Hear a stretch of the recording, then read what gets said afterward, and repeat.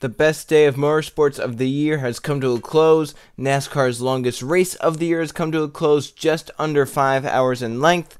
And to be perfectly honest, it was one of the better Coca-Cola 600s in a good while. So, it was Motorsports Day here, the Sunday before Memorial Day in the United States. The Monaco Grand Prix, obviously, in the Formula One series. The IndyCar series has their Indianapolis 500, and then the day ends out with the Coca-Cola 600, the day to night transition race, NASCAR's longest race of the year, and it proved to be that 4 hours and 50 minutes in length, almost 5 hours long here today, or yesterday in Charlotte.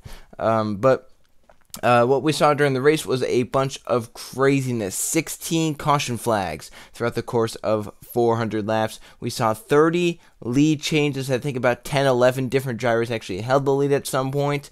And I don't know if we ever saw a cycle of green flag pit stops. If we did, there was like one throughout the race. We saw the 4 stages. And I think the dominant car shifted throughout the race. We saw some unpredictable things happen throughout the race. We saw some crazy restarts. We saw a crazy finish. We saw some big crashes happen throughout. It had a lot, and it had basically anything that you could have wanted throughout a race. But to start out, Byron started on the front row with Eric Almirola. Byron quickly got to the lead, and then a little bit later on, Kyle Busch got to the lead, Kevin Harvick, and they kind of traded a little bit. Brad Keselowski ended up stealing stage number 1 victory, but some instant repping with Toyotas throughout the race. So about 20 laps into the race, Eric Jones cut a right front tire and impaled the outside wall hard, ending his day about 20 laps into the event. And then some laps later after that, Matt DiBenedetto blew a right front tire and hit the wall, and I think that put him out of the race, and if it didn't, put him off the pace. So that was the second Toyota to have an issue. And then Martin Truex Jr. ended up out in front. I believe this was sometime in stage number 2, and he ended up blowing a right front tire and impacting the outside wall off turn 4 while in the race lead. The yellow came out. Truex, although didn't impact it hard, he was able to continue on impact, and in fact, he actually ends up winning later on. Denny Hamlin had that same issue where he hit the wall in the middle of turns 1 and 2. He blew a right front tire. Luckily for him, same as Truex, it wasn't that hard of a hit. He was able to continue on. But the only Toyota in the race that did not have an issue was Kyle Busch. He did not have a right front issue. So what Goodyear said was that they were running too low of air pressures and that they had to raise them up a little bit for that to stop happening. Once the teams did that, Martin Truex Jr. and Cole Pearn said that they did that. Once they did that, everything was fine, and they didn't have any issues after that. But for Denny Hamlin, it actually happened 2 times throughout the race. It happened a little bit later on as well. He hit the wall once again. But throughout the race, we had 16 caution flags. We saw some craziness all throughout. We saw some crashes. We saw some contact, some great racing on the restarts. But overall, it looked like Brad Keselowski had the car to beat early on. He ended up winning stage 1 and stage 2 of the event. So it looked like Brad Keselowski is going to be the car to beat at the beginning, the first half of the race. It looked like he was well on his way to winning the Coca-Cola 600. But then later in the race, he kind of got shuffled back a little bit with some pit strategy and whatnot, got put back in the teens, never really did recover, ended up staying back there for a good portion of the race. Martin Truex Jr. ended up winning stage number 3. Remember, this after hitting the wall as well, so he battled back really nicely there, and he ended up winning stage number 3. Brad Keselowski ended up fighting his way back forward. He ended up back inside the top 5, but the car was not the same. Truex showed that he had the dominant car for the second half of the race. Kevin Harvick also fell off throughout and whatnot, but at the end of the day, Martin Truex Jr. ends up winning the race on a 4-wide pass on the last restart with under 5 laps to go in the Coca-Cola 600. You battle for almost 5 hours, and it comes down to the final 5 laps in a 4-wide and some craziness on the restart. I'll talk about that just a little bit later on. But overall, in terms of finishing, Martin Truex Jr. ended up winning. Joey Logano ended up second. Ricky Stenhouse Jr. ended up with a top 5, same with Chase Elliott. And some other drivers that had some good days as well. Kyle Busch ended up inside the top 5. Chris Buescher ended up with a 6th place finish. Jimmy Johnson, William Byron, and Alex Bowman all ended up inside the top 10. Corey LaJoie ended up inside the top 15. He ended up 12th. We saw David Reagan with a top 15 finish. Paul Menard got a top 15.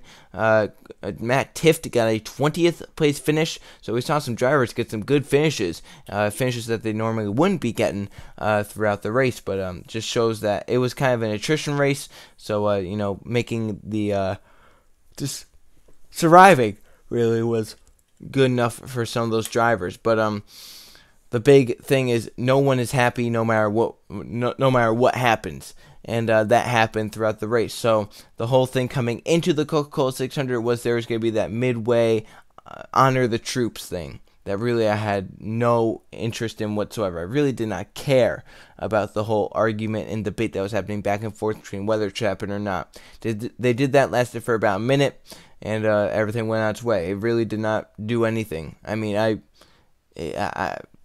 I don't even know. Like, it really did not bother me at all. Like, they just sat there on pit road and then went off. It didn't impact anything. It took a minute from the race, but other than that, it wasn't really anything big. I mean, come on now. It wasn't like much happened. I mean, I don't know how you could get mad about something like that. Sure, you could call it, quote, forced patriotism, but otherwise, there's not really anything to be mad at with it. Didn't take anything away from the race. I mean, there was the stage caution anyway, so the caution was planned no matter what happened. So I don't know how you could get mad about that. But there's also some debate late in the race on the final caution, which came with about 10 to go when two Penske drivers had issues. David Reagan stayed on the racetrack. Ryan Newman took 2 tires. Everyone on back took 4 tires. Mark Truex Jr. was the dominant car at that point. He ended up in the 3rd position. Apparently, over the radio, he asked David Reagan's crew, hey, are you guys going to be dropping back or not? Reagan's crew was like, no, we're not dropping back. We put ourselves in this position. We're going to try and win this race. And that sparked some just outbursts on social media about why Martin Truex Jr. and his team would ask David Reagan to lay over. And in my mind, that wasn't really a big issue at all either. For Martin Truex Jr., he's raced 5 hours. He's, quote-unquote, dominated the race. And he just wanted to know how the restart was going to go. Was he going to have to deal with the 38? Was the 38 going to take the top? Was the 38 going to take the bottom? Was the 38 going to drop to the back? We don't know what David Reagan was going to do. So they just wanted to know. They wanted to know, hey, you're going to drop to the back or not? Obviously, and David Reagan has all the right to stay on the racetrack. His number one priority is to win the race. That's what they did to try and win the race. They actually held on for a good bit, but ended up falling back and finishing in 15th. So in my opinion, everyone getting really mad at Truex about that and his team, I really don't think there was much to be mad at. Sure, it's kind of insulting, I guess you could say, and kind of shitty to ask a car to move back when they're, battling for the win and stuff. But, I mean, in my mind, they have a right to ask if they are going to go to the back. I would like to know what was happening. If I was in the driver's seat, I would like to know what's happening on this restart, whether he's going to be up there or not. And maybe just ask and say, hey, because if I were in that position, I'd probably ask too, But David Reagan obviously had every right to stay up there, and he stayed up there, and he did a good job on the restart. In fact, he did a lot better than Newman, who really spun his tires on the restart. David Reagan actually got away, and I think he got away to a really nice lead, but at the end it was Martin Truex Jr. getting out to the lead in a 4-wide pass and ended up winning the race. Also around the midway point of the race, Martin Truex Jr. is running in the 2nd position, about 3-4 seconds behind Kyle Busch. When coming off turn number 2, he spun, I think it was the 52 car, around on the backstretch and brought the yellow flag, and people got really mad over that as well, saying that Truex basically wrecked a lap car, and they think that he did it on purpose to catch up and whatnot. But in the end, if you hear the onboard camera coming off the corner, he's laying out the gas, but still drifting up into the 52, spinning him around. The huge spoiler that we have on the back of these cars produces such an aero push that him being in that position behind the 52 just got him up the racetrack. He got really tight. He tried to let off, but the car, he lost the front end so badly that it just went up into the 52, spun him into the inside wall. It was such a horrible situation to be involved in, but I mean, it wasn't really like he did it on purpose. He didn't really have control. He may move to the inside, try to get around the lap car, and just pushed up into him. I think it was just a bunch of aero push. The aerodynamics on this car, they're not the best in dirty air. So I think we saw that a lot tonight. That's going to be something I'm going to focus on as well. But also at the end of the race on the last lap, Denny Hamlin wrecked down the backstretch into the inside wall pretty hard. NASCAR held the yellow flag until the checker flag came out, and some people got mad about that too, which I'm very, very... That one really gets to me. I can understand why people are mad at Truex for wrecking the lap car and for wanting David Reagan to go to the back. I can understand why people are frustrated about that. But for them to be frustrated for not throwing the yellow on the last lap, isn't that what everyone wants? So, when there's a yellow on the last lap, people complain about how they do not let them race back around to the checkered flag. And now there's a wreck on the last lap. They let the front few race back around to the checkers, and then they throw the yellow. And then it's a huge deal that they're not worried that NASCAR is not worried about driver safety. Come on, some of these people that I have seen complain about the fact that there was no yellow on the last lap would be the first to complain if there was a yellow on the last lap. Make up your mind. No one is happy. It's a damned if you do, damned if you don't scenario. NASCAR throws the yellow, people will say, well, they ended early, there shouldn't have been yellow. And if they don't throw the yellow, it's, well, they're not worried about driver safety. Pick a side, man. Just pick a side. I know it depends on the crash and how it happened. Like seeing Kyle Larson flip down the backstretch, there should be a yellow for that. Seeing someone hit the inside wall, it depends. Maybe they waited. Hamlin drove away from the crash, so he was fine. Maybe they waited. Once they saw the 11 drive away, maybe they're like, okay, he's fine to go. I mean, it was the last lap. It's not like it changed anything. If they throw the yellow, Truex wins. They don't throw the yellow, Truex wins. It's not like it changed anything by what they did. So, I mean, come on. There was less to be worried about than throwing the yellow on the last lap. But to talk about the aero package that has been used for 2019. As we know, I'm not a fan of the aero package. However, I will say that when there's a good race, I will say it's a good race, and I won't say it's a bad race because of the aero package. It was a good race here tonight. The big problem is, though, the aero push behind these cars, and for some reason tonight, more than any other race this season, we saw examples of the aero push.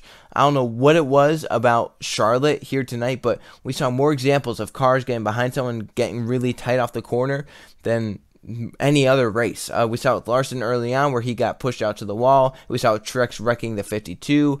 Kyle Busch at one point got really tight. I believe Alex Bowman did that. So, I mean, I just wish we didn't have a gigantic spoiler on the back because that really creates dirty air and it really creates an aero push behind another guy. And that's what really makes the cars, quote, hard to drive because of the aero push behind. But another thing about the package, I found this really ironic about the package that they used this season, is that the bread and butter, the main show of this aero package that they use, is short runs and restarts. Anything past 20 laps, it gets strung out and it's near impossible to pass. What's the ironic part is that when they get strung out, you are not getting a self-spin at all whatsoever. With this aero package, it is easier to drive. You're not getting a self-spin. The only way you're getting a caution after 20 laps and once they get strung out is either a mechanical issue or a tire failure. That is it. You're not getting a caution for someone spinning by themselves. That's not going to happen in 2019 NASCAR with how planted the cars are on the ground. So it's kind of ironic that this package thrives and its bread and butter is with short runs and restarts, but you're not going to get many short runs and restarts because the cars are so planted to the ground. They're not going to spin themselves out.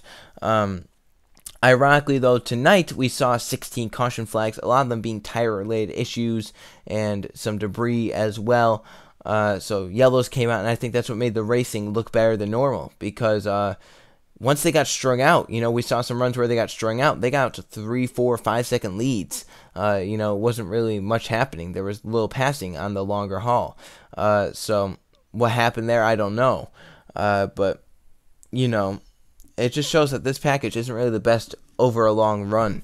When they're on a restart, that's where it's a lot better, and that's where it makes the racing look better. But otherwise, on a long run, they don't really do much. And I think that can be improved on, whether it be with the big splitter or not. I just wish they could make a package where, because it's always going to get strung out on the long haul, but I wish they could make a package where it's entertaining on the restarts, they get strung out, and they're not pack racing, but and then the cars are hard to drive. I wish they could find out, something to do with that. But I don't think NASCAR is too worried about that at this point. I think they're worried about trying to put on a show more than exciting racing.